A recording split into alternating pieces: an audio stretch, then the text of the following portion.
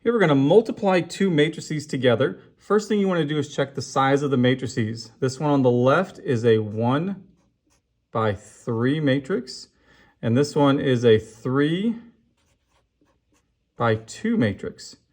What must be true is these inside numbers have to be equal.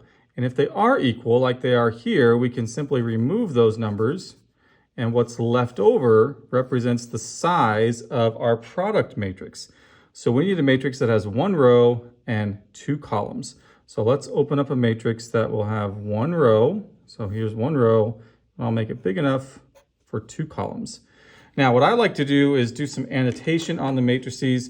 I'm going to label up here above this matrix here, or on this matrix, I circled the number of rows. So I'm going to label this row 1. And here I circled the number of columns. So I'm going to do column 1 and column 2. And down in my answer, I have 1 row and 2 columns. Okay, so now we get to begin multiplying these together.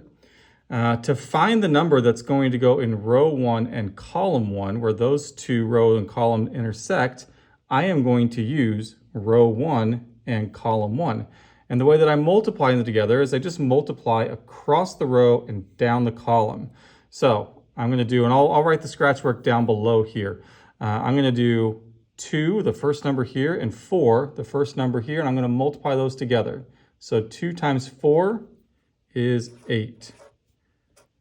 I'm going to add to that. So now I'm going to go across the row to the middle number and down the column to the middle number, and we're going to multiply those together. So 4 and -1 is -4. We're going to add to that, then go across the row to the last number, down the column to the last number. 1 times 5 is 5. We're going to add those together. So 8 plus -4 is 4, plus 5 is 9.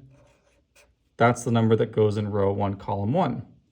Now I'm going to do the same thing with row 1 and column 2. So now we're using this row and this column. And again, start with the first number times the first number. So those numbers multiply to -4 plus, and then do the middle number times the middle number. That's going to be 16 plus, and then do the last number times the last number, which is -3. Add these numbers together. So -4 plus 16 is 12. 12 plus -3 is 9. So our solution matrix is the 1 by 2 matrix 9, 9.